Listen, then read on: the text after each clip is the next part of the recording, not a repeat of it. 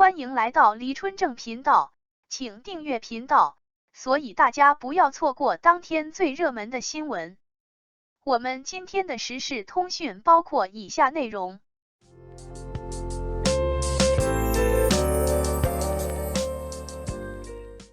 不要再替王一博感到遗憾了，事实上，他已走上男演员的另一条大道。一张王一博在医院就医的照片被传得有模有样，好在他的经纪公司火速辟谣，才让这件事没有进一步发酵。自从他成为顶流艺人之后，基本就是热搜的常客。就拿这次事件来说，即使已经辟谣，苍蝇不叮无缝的蛋之类的评论屡见不鲜，可见那句欲戴王冠者必受其重不是说说而已。一天天兄弟团在没有出演《陈情令》之前，王一博只能算小有名气。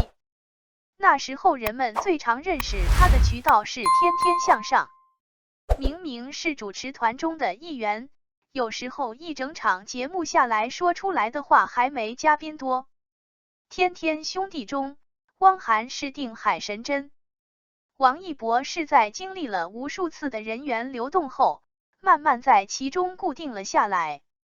他当时还不满20岁，话虽不多，时有精彩表现，就逐渐定位在了高冷的人设上。在加入天天兄弟之前，他隶属于偶像男团 UNIQ， 他们这个团没什么好机遇，歌曲都没发行机手。除了王一博，其余几人基本处于泯然众人的状态。所以说，娱乐圈红不红真是靠命。可以说天天向上对于王一博来说，有着里程碑式的纪念意义。那不仅仅是一个工作机会，每周一次和观众的固定问候，意味着王一博能渐渐打开知名度和国民好感度。要知道天天向上在那时期是可以和快乐大本营分庭抗礼的节目。随着他在节目中扎根越深，身上的闪光点也越来越多。不知不觉间，人们发现他不是单纯的高冷，只是话不多。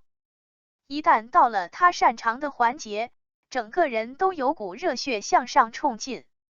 他热爱舞蹈，舞蹈能力卓越，看他跳舞有一种赏心悦目、游刃有余的感觉。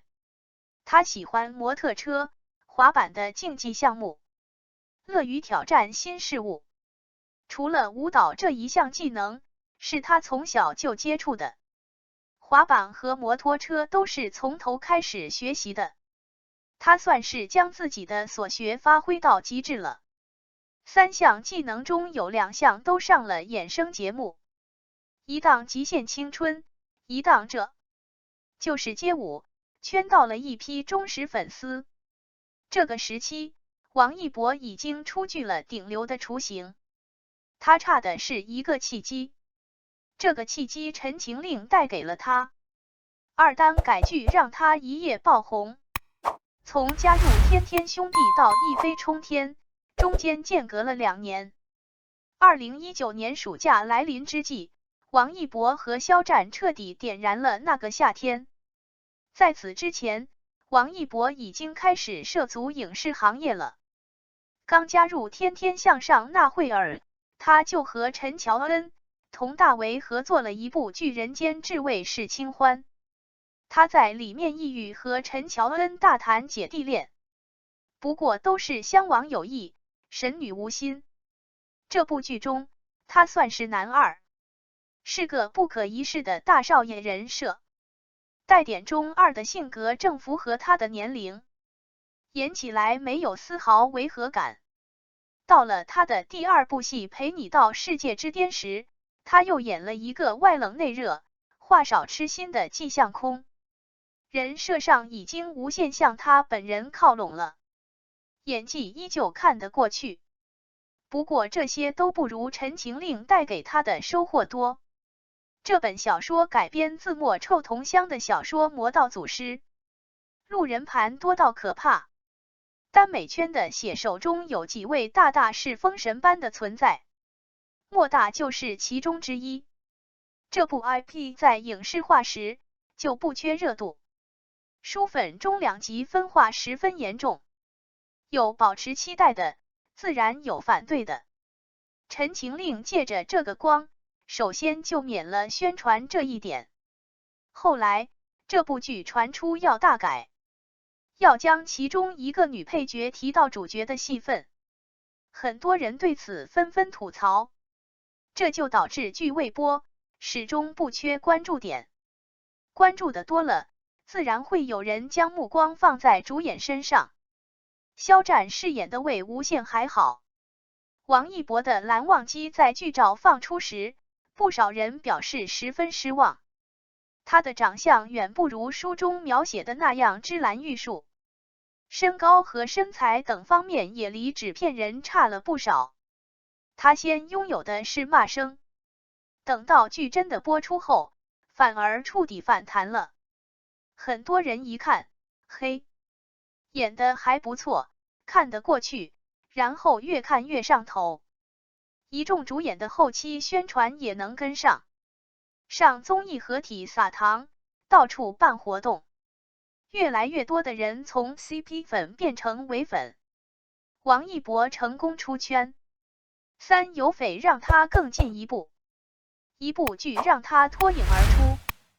下一步要做的就是走好自己的路，逐渐摆脱 CP 的效应。宣传期过去后，王一博和肖战越来越少同台，就是为了减少捆绑。除此之外，最好的方式就是赶紧接一个能谈感情的角色，有匪就是他的选择。要知道有匪的女主角可是赵丽颖，当时她已经靠着自己的努力，成功进入85花梯队，而且不同于其他几位，她的实力是被众人认可的。这部剧打着武侠的名号，踩着赵丽颖上位，王一博也贡献了很大一部分话题度。最主要的是，谢允这个角色和王一博本人是极与极的反差。谢允是个话痨属性，为人有些放荡不羁，从哪一方面看，都和王一博不搭边。如果演好了，那就是证明他演技的最好方式。可惜这部剧最后剪辑的稀烂，女主赵丽颖还暗戳戳内涵过剧组，导致这部剧口碑一般。在这样混乱的情况下，王一博也算获利了。他的打戏干净利落，他和赵丽颖的荧幕适配度也让人看到了他在这方面的可塑性。至于演技，不算太拉胯。外界对于王一博演技差的质疑，是在《风起洛阳》播出后达到了顶峰，四演技备受质疑。《风起洛阳》这部剧有着正剧的配置，奈何一堆王者带不动两个废柴。王一博在剧中饰演的是男二，女一则是宋茜，他们两人都是曾经在韩国出道的偶像，慢慢转行到演员上来的。本来对于他们这类实力与名气不匹配的存在，外界争议就多。偏偏他俩在其中，一个口齿不清，一个面无表情，反倒白瞎了黄轩和宋轶两人的好演技。这部剧其实从剧情到服到画，甚至是小细节都可以说是良心制作。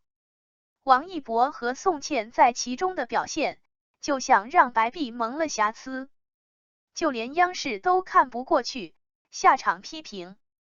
可见他们要进步的空间还有很多。风起洛阳之后，王一博学聪明了，他将目光对准了当时流行的刑侦缉毒剧，穿上那身代表荣誉的制服，演绎的又是一线缉毒干警的故事。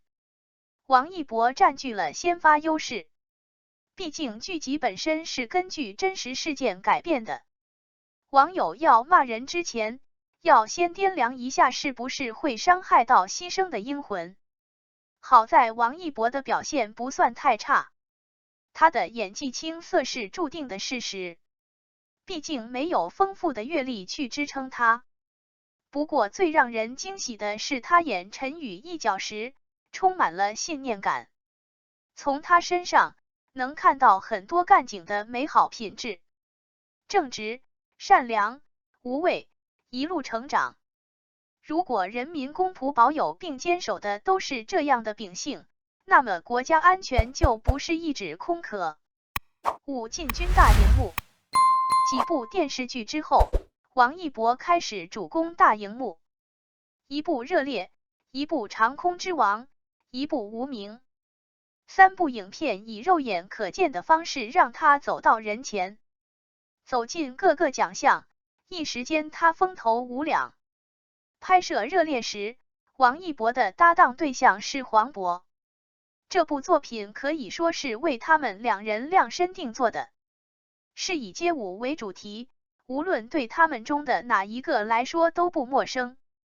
黄渤在街舞圈中属于元老级人物，成为影帝之后，曾经的艰难困苦都成了成功之前的磨练。至于王一博，陈硕这个人物的心路历程恰好应对着他本人，从低谷走向胜利，正如他从籍籍无名走到功成名就。到了长空之王，王一博饰演的又是一个励志类型人物。我们之所以生活在和平年代，不过是有人在为我们负重前行。负重前行的这些人中，军人占据着主要力量，空军更是不容小觑的一支队伍。王一博饰演的雷雨就是战斗机飞行员中的一员。作为试飞员，他们的牺牲率高达 20%， 可正是有这群人，祖国的航天事业一直在前进。为了拍好戏，在翻车的情况下，王一博首先担心的拍摄效果。这个吃苦耐劳的精神，倒是和飞行员挺像。无名算是继风声之后的又一谍战力作，梁朝伟、周迅任意一个拿出来，都是影视圈的顶尖演员。王一博在其中居然能演到男二这样的角色，注定了外界会关注他的一举一动。这部片子整体色调偏暗，有一种神秘紧张感。王一博的叶先生出场时，很难评价这个人物是好是坏，倒是他和梁朝伟的打戏赚足了观众的眼球。